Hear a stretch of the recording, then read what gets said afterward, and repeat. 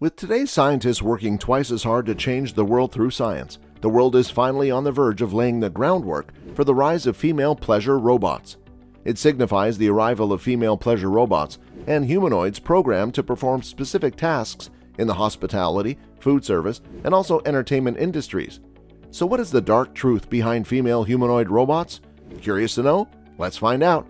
But before that, for everyone who's new to our channel, hello and welcome to Robot Future, where we fill you in on every thrilling discovery and mind-blowing insights in the world of robots, AIs, and future technology.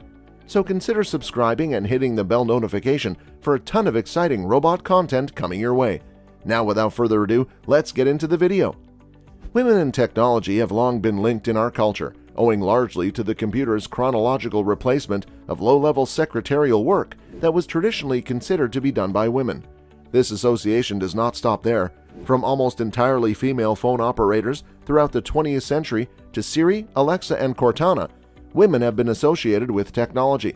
Society has grown accustomed to interacting with technology via a woman's incorporeal voice. The fear of the female is projected onto technology as a result of this feminization, and thus the fear of artificial intelligence was transformed into a paranoid terror of femininity. Lars, a socially awkward bachelor who believes a plastic blow-up doll is his real girlfriend, is played by Ryan Gosling in the excellent film Lars and the Real Girl. His delusions allow him to maintain a relationship with the doll while friends and family react with varying degrees of concern. A true story Lars may not seem so naive in the near future. Technology might soon be able to provide him with the functional equivalent of a human partner. A number of vendors were exhibiting wares at the massive consumer electronics show CES 2016 that have the potential to make some lonely humans a little less lonely. There's long been a fascination with robots and their potential to replace and collaborate with humans in fiction and film. There has frequently been a thread running through these relationships. Consider Brent Spiner's portrayal of Star Trek The Next Generation's android Lieutenant Commander Data. One of the show's 7-year running themes was Data's efforts to develop a more emotional connection with others. Characters in the critically acclaimed films Her and Ex Machina have recently formed bonds with artificial life forms. Perhaps this reflects many people's feelings about love. It could also explain the widespread use of devices, videos, and plastic dolls as surrogates, smartphone-operated pleasure devices, is recent popular technological innovations. When it comes to relieving their tension, many people simply want to avoid other people. To paraphrase the risque cult classic Rocky Horror Picture Show's scientist Frank N. Furter. Furter creates his own robot, a beefcake blonde that he proudly displays. The world appears to be on the verge of making fiction a reality, with full-fledged robots serving as partners.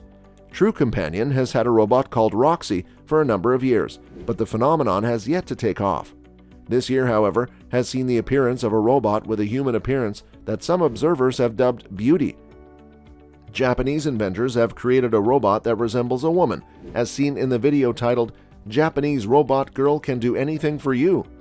The video begins with the question, "Are you sick of looking for a girlfriend? What are your options?" The inventors appear to have an answer for you. This development has numerous implications. Pleasure video is still prevalent in technology and business. It is, of course, the result of persistently high demand. Consider that pleasure is expected to be a major driving force in the expanding virtual reality sector. We now have robots, and it would not be an exaggeration to say that they have the potential to be the next killer app. The idea of controlling a ready robot partner via a mobile device may appeal to some people. There are legitimate concerns here. Pleasure has historically been a complicated and awkward subject as society balances human desire against moral behavior.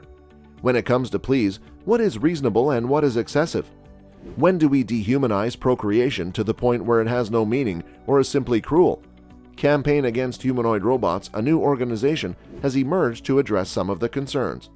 The development of humanoid robots increases the objectification of women and children. The vision for humanoid robots is emphasized by a reference of please robots, which relies on recognizing only the needs and desires of the buyers of pleasure, while the sellers of pleasure are denied subjectivity and reduced to a thing. The development of humanoid robots and the ideas that support their production highlight the immense horrors that still exist in the world of human trafficking, which is based on women's and children's perceived beauty and thus justifies their use as objects. Professor Kathleen Richardson of De Montfort University in the UK, an ethicist and leader in the campaign against pleasure robots, has expressed grave concern about the development of please humanoid robots.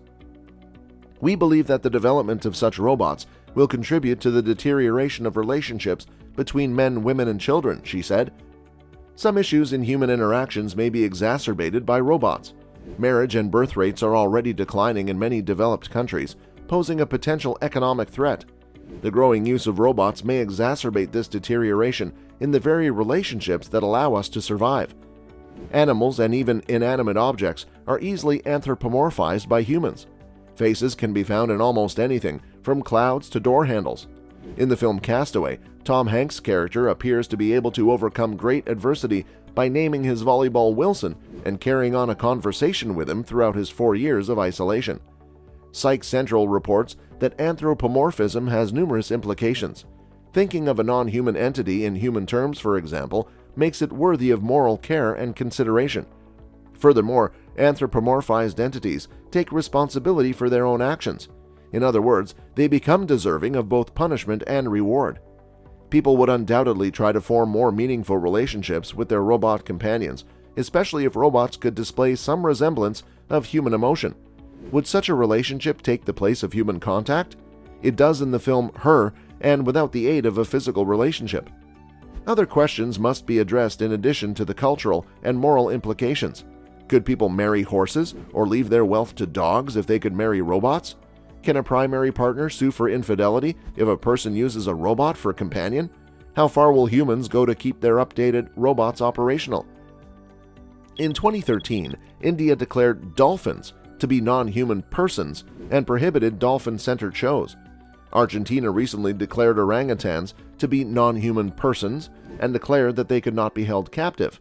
It is not impossible for robots to achieve similar status. So what now? Living on your own? Wages? What about retirement benefits?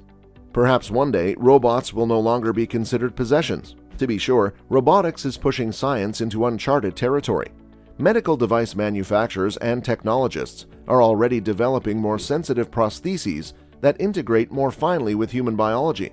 The advancement of brain-improving circuitry may one day blur the line between humans and robots. Things will only become more complicated when pleasure is introduced into the equation.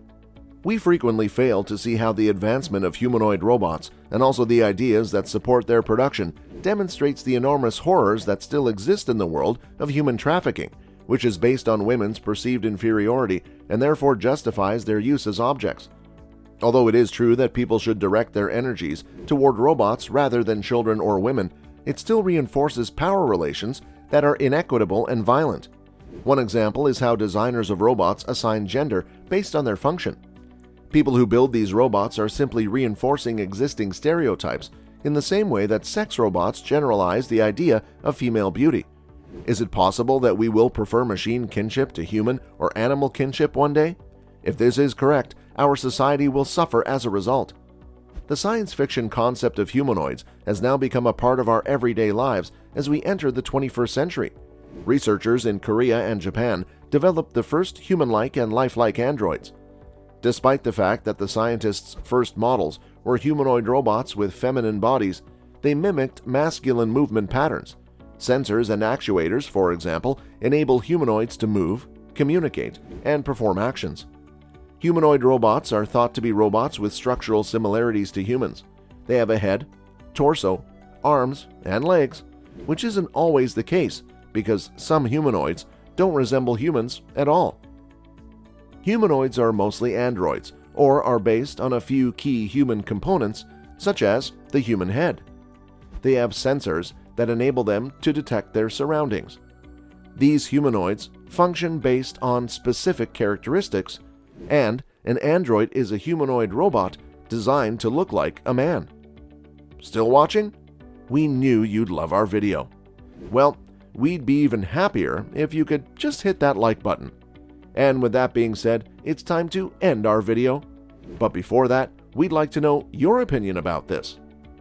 What do you think about our future with female pleasure robots?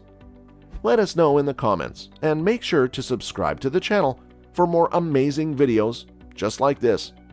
We'll see you in our next video. Take care, and goodbye.